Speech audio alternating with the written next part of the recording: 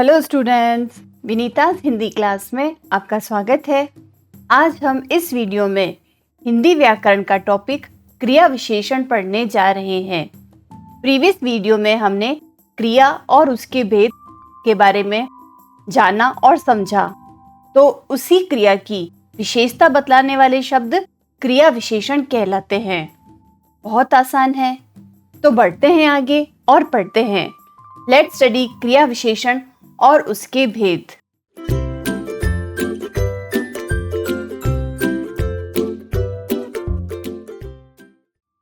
सबसे पहले पढ़ते हैं क्रिया विशेषण की परिभाषा।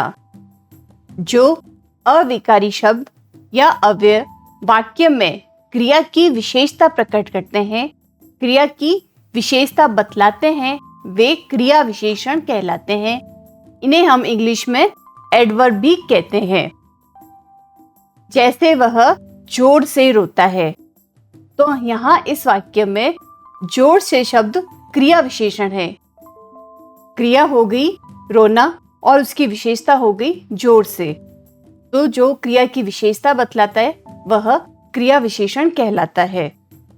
अब हम पढ़ते हैं क्रिया विशेषण के भेद कि ये कितने प्रकार के होते हैं। तो यहाँ हम पढ़ते हैं अर्थ के आधार पर क्रिया विशेषण के भेद। ये 4 प्रकार के होते हैं: स्थानवाचक, परिमाणवाचक, कालवाचक और रीतिवाचक। अब हम यदि गौर से पढ़ें तो इनके शब्दों से ही हमें इसके बारे में अच्छे से पता लग जाता है। जैसे स्थानवाचक, जो हमें स्थान का बोध कराए या स्थान की विशेषता बतलाए, वे स्थानवाचक क्रिया विशेषण होते हैं। उसी प्रकार परिमाणवाचक, तो परिमाण कहते हैं मात्रा या नाप तोल को, तो जो नाप तोल के बारे में बतलाए, उसकी विशेषता बताए, वह परिमाणवाचक क्रिया विशेषण होगा। कालवाचक, जो समय की विशेषता बतलाए, वो कालवाचक क्रिया विशेषण होगा। और आता है रीतिवाचक, अंतिम है। रीति का मतलब होता है विधि या किसी का तरीका, तो जो शब्द हमें किसी के तरीके की क्रिया की विशेषता बतलाए, वहाँ रीतिवाचक क्रिया विशेषण होता है। इस प्रकार संक्षेप में मैंने आपको क्रिया विशेषण के भेद के बारे में बता दिया है। अब इसके बारे में हम आगे विस्तार से पढ़ते हैं। सबसे पहले आता है स्थानवाचक क्रिया विशेषण।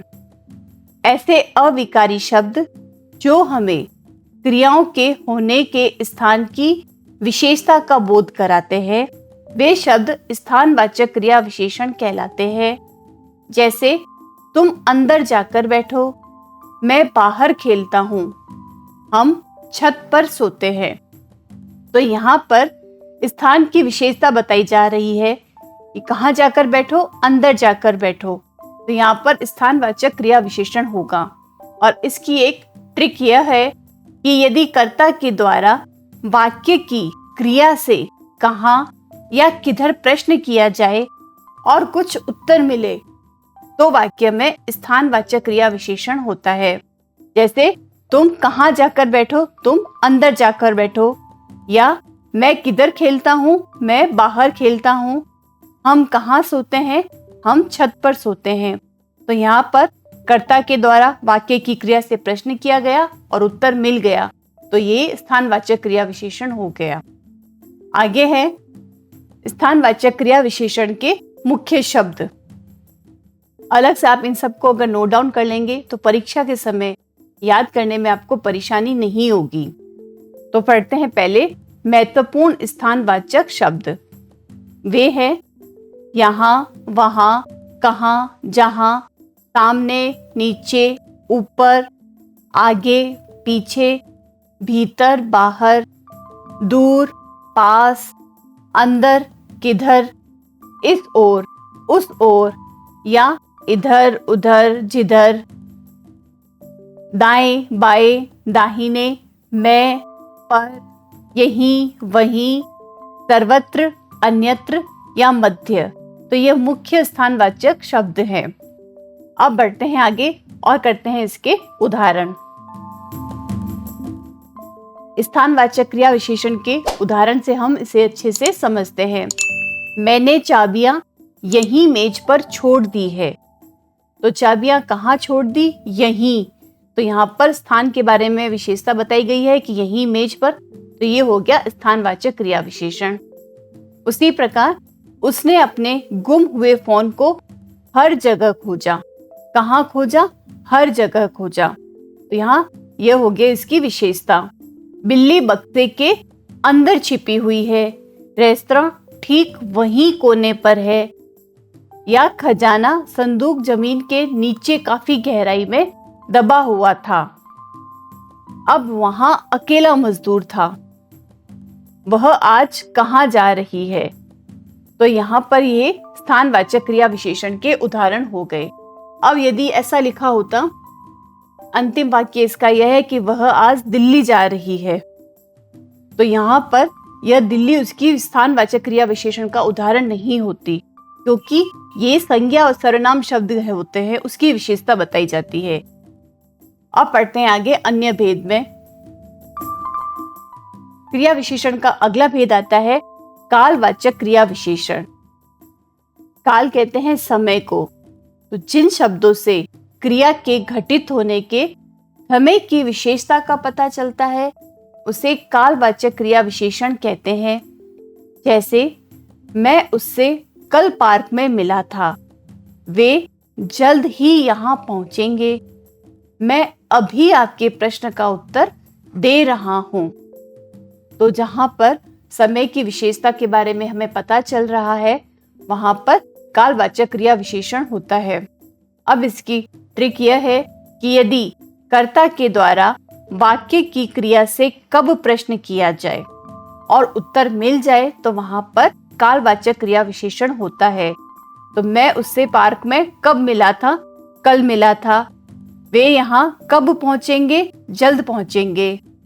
मैं आपके प्रश्न का उत्तर कब दे रहा हूँ? अभी दे रहा हूँ। उत्तर मिल रहा है तो यहाँ पर कालवाचक क्रिया विशेषण होगा। अब पढ़ते हैं कालवाचक क्रिया विशेषण के अन्य महत्वपूर्ण शब्द। इसके भी आप या तो अन्य लिख के रख लें या स्क्रीनशॉट खींच के रख लें। मुख्य कालवाचक शब्द हैं हमेशा, बहुधा, जब, तब, आज, कल, सवेरे, तुरंत, सदा, परसों, पहले, पीछे, कभी, प्रतिदिन, अब तक, अभी अभी, बार बार, सुबह, जल्द ही, दिन में, रात में, नित्य, लगातार, अक्सर, आजकल, कभी न कभी, निरंतर, सर्वदा, बहुधा या घड़ी घड़ी। तो ये सब आप अच्छे से याद कर ले। अब पढ़ते हैं इसके अन्य उदाहरण। कालवाचक क्रिया विशेषण के उदाहरण हैं आज हमेशा की तरह प्लान के साथ काम करेंगे। पहले विद्यालय का कार्यक्रम था, फिर सवेरे खेल का समय था। तो यहाँ पर समय की विशेषता बताई गई है कि प्लान के साथ किस तरह काम करेंगे, हमेशा की तरह। या खेल का समय कब था? सवेरे था। तो यहाँ विशेषता बतलाने वाले शब्द कालवाचक क्रिया विशेषण के उदाहरण हो गए। अन्य उदाहरण है जल्द ही सदा दौड़ने वाले विद्यार्थी विश्वविद्यालय के द्वार पहुंचेंगे और उन्होंने योग प्रतिदिन नहीं किया। अभी अभी सभी बच्चे खेलकर लौटे हैं। तो बच्चे खेलकर कब लौटे हैं? अभी अभी लौटे हैं। हम इस मामले पर बाद में चर्चा कर सकते हैं। कब चर्चा कर सकते हैं? बाद में। तो यह समय के बारे में बताया जा रहा है, तो यहाँ पर कालवाचक क्रिया विशेषण हो गया। वह अपनी कहानी तुरंत सुनाने आ गया। तो यहाँ पर समय की विशेषता बतलाने से तात्पर्य यह नहीं कि 3 बजे, 5 बजे या कोई समय दिया गया हो। इस तरह के शब्द ही इसके क्रिया विशेषण के उदाहरण होते हैं। क्रिया की विशेषता बताई जानी चाहिए समय के द्वारा। अब पढ़ते हैं अगला भेद इसका। परिमाणवाचक क्रिया विशेषण। जिन शब्दों से क्रिया के परिमाण और उसकी संख्या की विशेषता का पता चलता है। परिमाण कहते हैं मात्रा या नाप तोल को। तो वहां पर परिमाणवाचक क्रिया विशेषण होता है। जैसे तुम थोड़ा अधिक खाओ, या जितेश बहुत ज्यादा दौड़ता है, कार्य समय पर पूर्णतः समाप्त हो गया। पूर्णतः कहते हैं पूरा। तो यहाँ पर क्रिया की मात्रा की विशेषता का पता चल रहा है कि तुम कितना खाओ, अधिक खाओ। वह कितना दौड़ता है, बहुत ज्यादा दौड़ता है। और इसकी ट्रिक यह है, यदि कर्ता के द्वारा वाक्य की क्रिया से कितना प्रश्न किया जाए और उत्तर मिल जाए तो वहां पर परिमाणवाचक क्रिया विशेषण होगा। जैसे तुम कितना खाओ, तुम अधिक खाओ। जितेश कितना दौड़ता है, बहुत ज्यादा दौड़ता है। कितना का प्रश्न करने पर आंसर मिल गया है। अब पढ़ते हैं परिमाणवाचक क्रिया विशेषण के अन्य शब्द। महत्वपूर्ण परिमाणवाचक शब्द हैं बहुत, अधिक, पूर्णतया, कुछ, थोड़ा, काफी, केवल, इतना, उतना, कितना। थोड़ा थोड़ा, एक एक करके, जरा, खूब, बिल्कुल, ज्यादा, अल्प, बड़ा, भारी, लगभग, क्रमशः, तिल तिल, यथेष्ट, सर्वथा और अधिकाधिक। तो अब पढ़ते हैं परिमाणवाचक शब्द के उदाहरण। परिमाणवाचक क्रिया विशेषण के उदाहरण है, उसे कार्य पूरा करने के लिए ठीक 5 मिनट चाहिए। तो यहाँ पर 5 मिनट क्रिया विशेषण का उदाहरण नहीं होगा, ठीक है, वह होगा क्रिया विशेषण का उदाहरण। हम लगभग अपनी मंजिल तक पहुंच चुके हैं। अनेक लोग कतार में प्रतीक्षा कर रहे हैं। जार में केवल 3 कुकीज बची है। तो यहाँ पर ये सभी मात्रा बता रहे हैं, तो यहाँ परिमाणवाचक क्रिया विशेषण के उदाहरण हो गए। और है अधिक पढ़ो, ज्यादा सुनो, कम बोलो। तो यहाँ पर यदि क्रिया से प्रश्न पूछा जाए, कितना, कितना पढ़ो, अधिक पढ़ो, कितना सुनो, ज्यादा सुनो, कितना बोलो, कम बोलो, कितना का हमें उत्तर मिल रहा है, तो ये परिमाणवाचक क्रिया विशेषण हो गया। अब पढ़ते हैं इसका अगला भेद। क्रिया विशेषण का अगला भेद आता है रीतिवाचक क्रिया विशेषण। वे शब्द जो किसी क्रिया के होने की विधि या तरीके की विशेषता के बारे में बताए, वे रीतिवाचक क्रिया विशेषण कहते हैं। रीति का अर्थ ही होता है किसी का तरीका। जैसे हिमांशु ध्यान से चलता है, तो ये हिमांशु के चलने का तरीका बताया जा रहा है कि हिमांशु किस प्रकार चलता है। हिमांशु ध्यान से चलता है। वह फटाफट बोलता है। वह कैसे बोलता है? वह फटाफट बोलता है। उसके बोलने के तरीके के बारे में बताया जा रहा है। शेर धीरे धीरे आगे बढ़ता है। तो शेर किस प्रकार आगे बढ़ रहा है? शेर धीरे धीरे आगे बढ़ रहा है।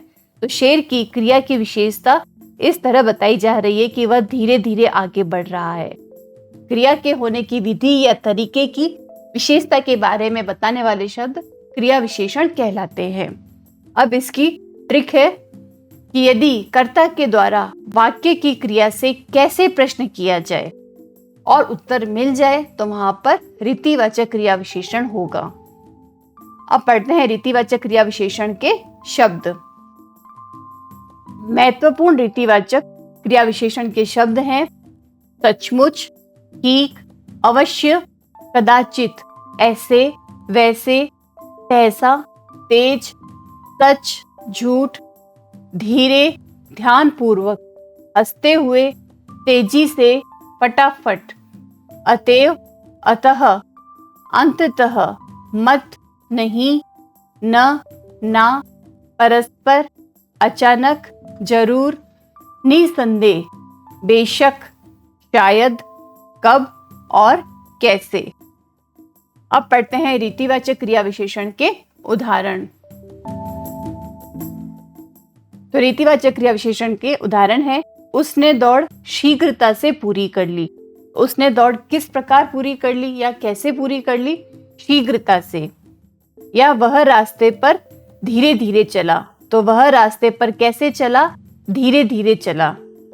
कृपया नाजुक वस्तुओं को सावधानी से संभाले। तो यहाँ पर तरीके की विशेषता बताई जा रही है, तो यहाँ पर रीतिवाचक क्रिया विशेषण होगा। टीम ने समय सीमा को पूरा करने के लिए कुशलता पूर्वक काम किया और बच्चा पालने में चुपचाप सो गया। पार्टी में जोर जोर से म्यूजिक बज रहा था। तो किस प्रकार का म्यूजिक बज रहा था? जोर जोर से। तो उस म्यूजिक की विशेषता बताई जा रही है। उसने बिल्ली के बालों को धीरे से सहलाया। तो ये हो गया रीतिवाचक क्रिया विशेषण। तो स्टूडेंट्स, इस वीडियो से आपको क्रिया विशेषण अच्छे से समझ आ गया होगा। अगले वीडियो में हम इसके MCQ करेंगे। तब तक हमसे जुड़े रहिए। वीडियोस को लाइक करें, शेयर करें और चैनल लेट्स स्टडी को सब्सक्राइब करना ना भूलें। Thank you and all the best.